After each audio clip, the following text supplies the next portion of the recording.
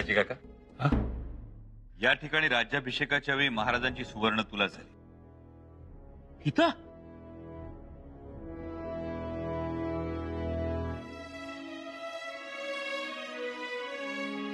छत्रपती शिवाजी महाराजांचा विजय असो।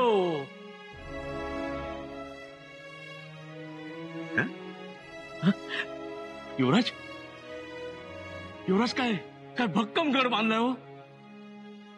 पाणी बी मुबलक आहे।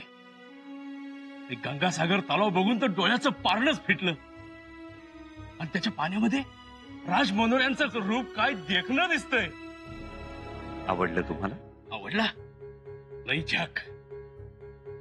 दरवाजा बी कमान बंद, जोड दिलेला, त्यामुळे अजून भक्कम, अजून मजबूत। आहाहा, काय तो खूप लढा बुरुज, मावळती माची, सिंहासनाचा चौक, जगदीश्वर मंदिर, वा वा वा युवराज, बारा टाकी, उशावर तलाव, डोळ्याचं पारणं फिटलं। चारी बाजूने हे पहारेकरी, सोनगड, घोसाळा, लिंगाणा, कांगोरा, मधोमध यो बेलाग रायगड। नेताजी काका, केवळ रायगड नाही, श्रीमत रायगिरू, श्रीमान रायगड। श्रीमान? युवराज, श्रीमान तर पंडितने तर राजाच्या मागे लिहितात ना? पण महाराज रायगडाला श्रीमान रायगड म्हणतात। सवय त्यांना तो आपला आप्तेष्टच वाटतो, मित्र, गुरु किंवा पूर्वज कदाचित। हा, असेल असेल। युवराज, युवराज खरं सांगतो, काबूलहून एवढ्या लांबून प्रवास करून इथपर्यंत आलो, लई दमलो होतो। आल्यावर हे असं अद्भुत शिल्प बघायला मिळालं असं खरंच वाटलं नव्हतं। नेताजी काका, हिरोजी इंदलकरांनी अदमासे 9,000 कारागीर घेऊन अहोरात्र मेहनत केली, तेव्हा 2-3 वर्षात ही स्वराज्याची राजधानी अशी दिमाखात उभी राहील। चला, अंबरखानाही बघून घ्या। बघा आता, भलताच सोपस्कार सुरू झालाय। भलताच सोपस्कार म्हणजे? गनिमाना गड दाखवण्याचा सोपस्कार। या गनिमानो, आमचा गड बघा। म्हणजे आपण गड दाखवायचा, त्यांनी गडावर यायचे आणि आपण अथनीला निघून जायचे। युवराज कोणा यवनास गड दाखवतायत का? अहो, सगळीकडे घेऊन फिरतायत। गंगासागरात पाय धुवायला लावले काय, जगदीश्वराच्या मंदिरात नेले काय, माझी तर बुद्धीच चालत नाही। सगळं गुढच आहे म्हणायचं। मी काय म्हणतो, काही नोंद, काही माहिती नाही। खरं तर गडावर येणाऱ्या प्रत्येक इसमाची माहिती सदैवर असते, पण या इसमाची काहीच माहित नाही।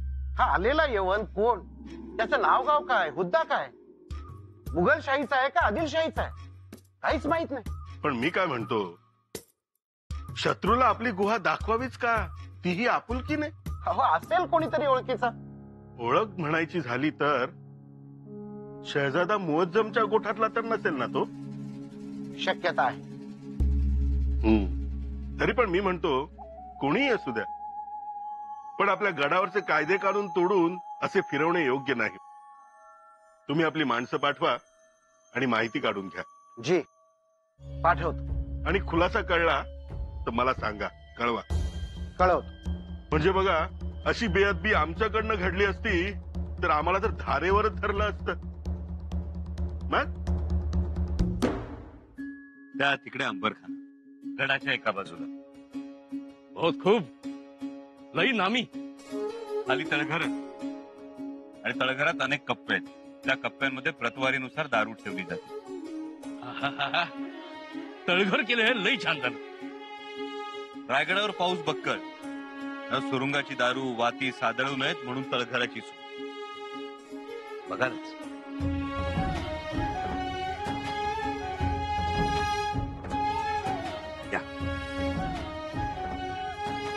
दरवाजा उघडा। माफी असावी युवराज। बरं झालं तुम्ही आलात, आम्हाला अंबरखाना पाहायचा। माफ करा युवराज, परंतु यवनास अंबरखान्यात जाता येणार नाही. यवन? रावजी सोमनाथ, या यवनाकडे एकदा नीट बघा. यवनांकडे आपण नीटच बघतो युवराज. हा तसा यवन नाही. बघा, ओळख लागते का बघा.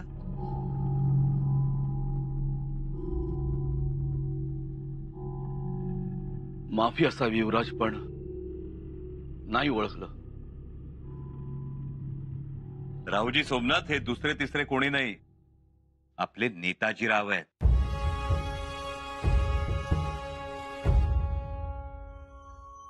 नेताजीराव पालकर? रावजी सोमनाथ, ओळख पटली का? आत्ता ओळख पटली. मग उघडा दरवाजा, अंबरखाना बघून. माफी असावी युवराज, परंतु यांना अंबरखान्यात जाण्याची परवानगी देता येत नाही. का? कारण परक्या माणसास अंबरखान्याजवळ येणेही निषिद्ध आहे. आम्ही आहोत त्यांच्यासोबत. आणि हे नेताजीराव स्वराज्याचे सरनौबत. स्वराज्याचे सरनोबत होते, आता नाही. त्यांच्याबद्दल मलाच काय, सगळ्यांनाच आदर आहे. परंतु त्यांना अंबरखान्यात जाण्याची परवानगी देता येत नाही. कारण त्यांचे आणि स्वराज्याचे आता काहीही नाते उरलेले नाही.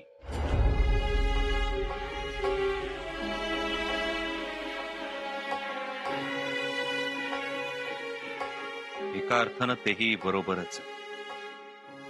त्यातून युवराज आपण आज्ञा केली तर आम्ही परवानगी नाकारू शकत नाही. परंतु चुकीचा पायंडा पडेल.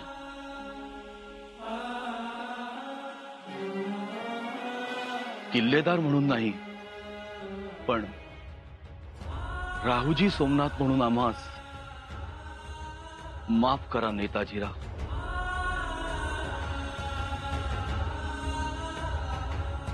कोण आहे तो यवन? युवराजांबरोबर? अरे यवन नाही, सरनोबत नेताजीराव पालकर आहेत ते. काय सांगतोस? नेताजीराव? वय वय, नेताजीराव पालकर.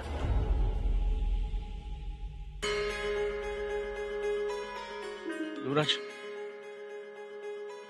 युवराज माफी असावी. अहो पण परत फिरून स्वराज्यात यायची आता माझी लायकी नाही. असं बोलू नका नेताजी काका. अहो कशाला आलो असं मी येऊ गड चढून. अहो माझ्या येण्यानं या गडाचं पावित्र्य भंग पावल असं बापाचरण माझं. नाही नको युवराज, मला इजाजत द्या. नेताजी काका, रावजी सोमनाथांचं बोलणं एवढं मनावर नका घ्या. त्यांना नियमात राहावं लागतं.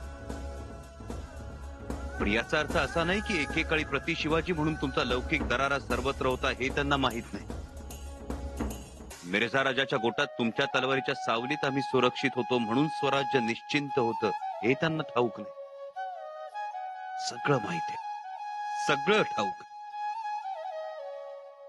पण त्यांचे हात बांधलेले आहे. युवराज,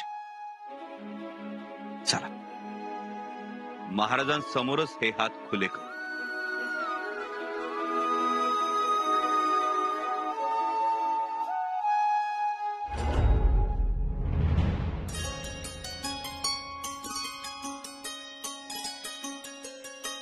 धाकट्याबाई साहेब,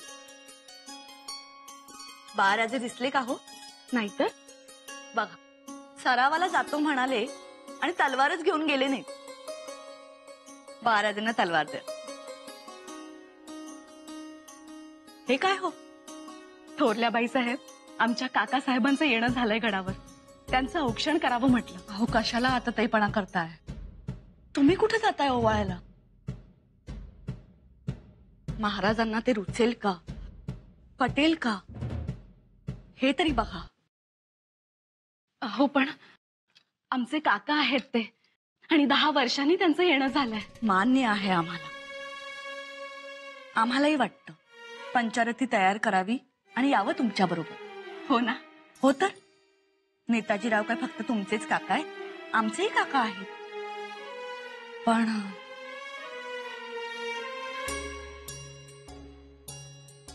त्यांच्या धर्मात ओवाळतात का?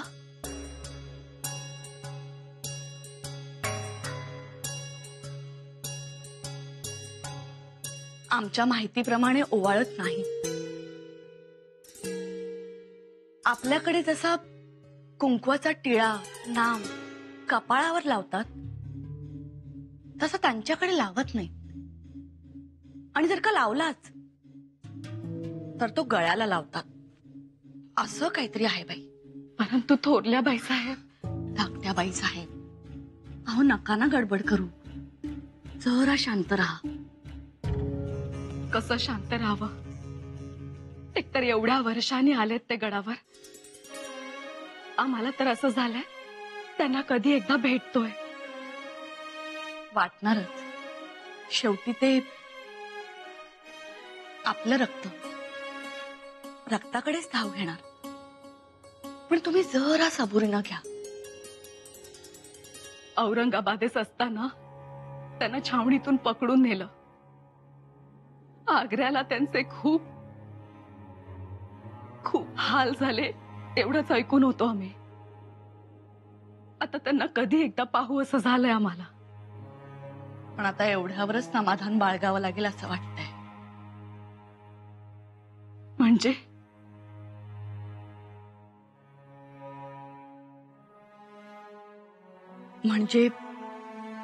एकदा मुघलांना जाऊन मिळालेल्या माणसांना स्वराज्यात थारा मिळत नाही.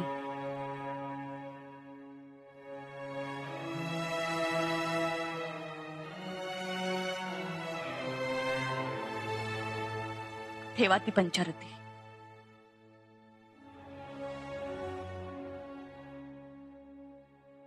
पराक्रम गाजवून आलेल्यांना औक्षण करण्याची आपल्या गडावरची रीत. नका गालबोट लावू त्याला.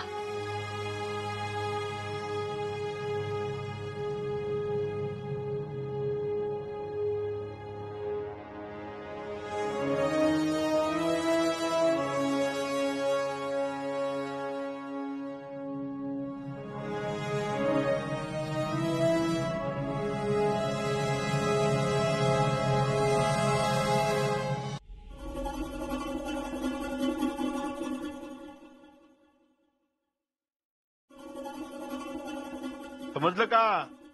हो, कानावर आलंय आमच्या, पण कुजबूज ठळकपणे काही नाही. महाराजांचे एकेकाळचे कंठमणी नेताजीराव, नेताजी पालकर आलेत. बरेच झाले, बऱ्याच वर्षांनी आले. 10 वर्ष. अजून 2 वर्ष तिकडे थांबले असते तर एक तप झालं असतं. पण पंत, एका गोष्टीचा खेद हा वाटतोच. नेताजीरावांनी औरंगजेबाच्या फौजेत राहायला नको होते. आता कसं बोललात? आता माझा मुद्दा असा आहे, नेताजीराव स्वतःहून आलेत का त्यांना पाठवण्यात आलंय?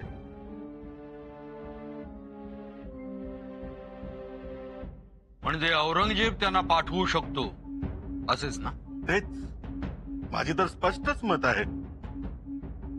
हे कुटील औरंगजेबाचेच डाव असणार. पण पंत, मला तसे वाटत नाही. तसेच आहे. औरंगजेब आहे तो महाचतुर धूर्त, पण नेताजीराव हाडाचा मावळा.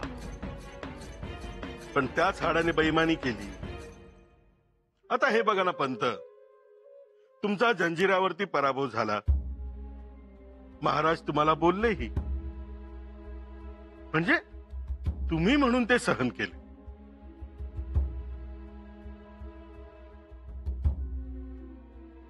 केले की नाही? होय. याचाच अर्थ महाराजांचे असले तरी ते शब्द तुमच्या जिवारी लागले नसतील का?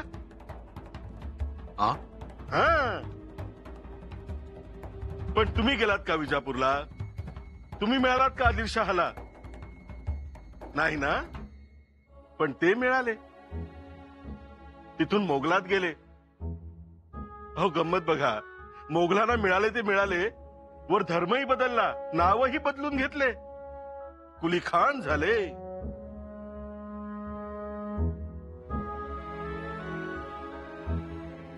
खरं आहे तुमचं पंत. आपण असा विचारच करत नाही. म्हणजे आता त्यांनी खिल्लतही धारण केली असणार, मोगली भाषा बोलून जिभेचं पावित्र्यही घालवलं असणार, पेहराव बदलला असणार, आहार बदलला असणार. इतकंच काय, ईदही साजरी केली असणार. दर्ग्यात गेले असतील, चादरी चढवल्या असतील. एवढंच काय, तर काबूल कंधारमध्ये रक्त सांडले तेही परधर्मा खातीरच ना? खरंय, अगदी खरंय पंत तुमचं. तर ते राहिले बाजूला आणि युवराज त्यांना घेऊन गडावर आले. आणि केवढे कौतुक त्यांना गड फिरून दाखवण्याचे. म्हणजे गडावरच्या निष्ठावंतांवर तंबायचं आणि गुन्हा करून आलेल्यांना गोंजारत बसायचं. पाहिलं केवढा विरोधाभास. पुढची भविष्यवाणी आहे का? युवराज नेताजीरावांची महाराजांसमोर वकिली करणार. म्हणजे माफ करा म्हणणार, स्वराज्यात घ्या म्हणणार, लाख गोष्टी. नाही नाही, असं व्हायला नको पंत. आपल्यातली बाटून गेलेली माणसंच पुढे जास्त कडवी होतात. आपण ज्यांना गंगू बहामनी म्हणतो त्याच्यापासून पुढे 5 शाह्या आल्या. आदिलशाही, कुतुबशाही, निजामशाही, इदमशाही. आणि यांच्याशी लढण्यातच आपलं आयुष्य खर्च झालं. तो गंगू बहामनी तरी कोण होता? भैरव भट त्याचं नाव. पण धर्म काय बदलला आणि सगळाच विस्फोट केला. हो, असं एक उदाहरण आहे का? म्हणून म्हणतोय चला, युवराज नेताजीरावांना महाराजांकडे घेऊन जाण्या अगोदर आपण महाराजांशी बोलून घेऊ. चला.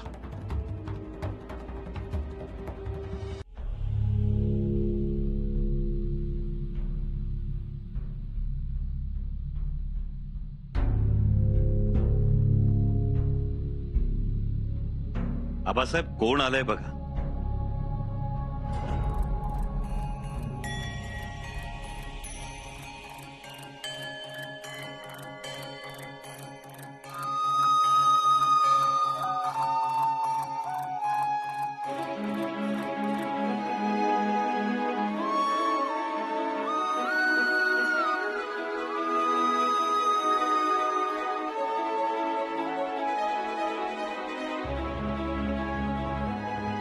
सरनोबत नेताजी पालकर.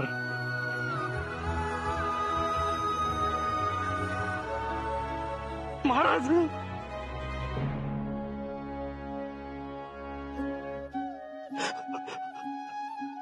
महाराज.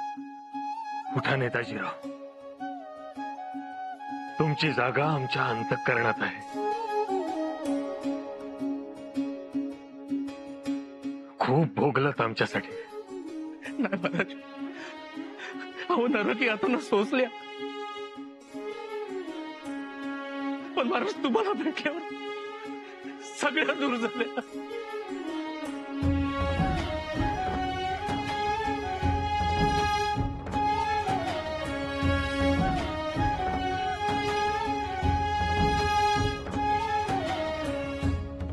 महाराज या बसा.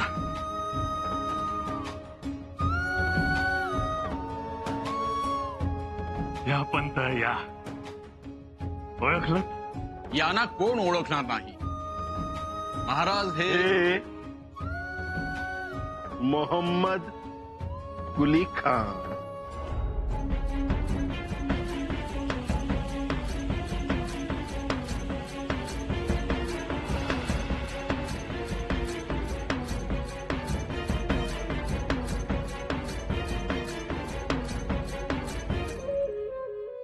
बरोबर ओळखलं.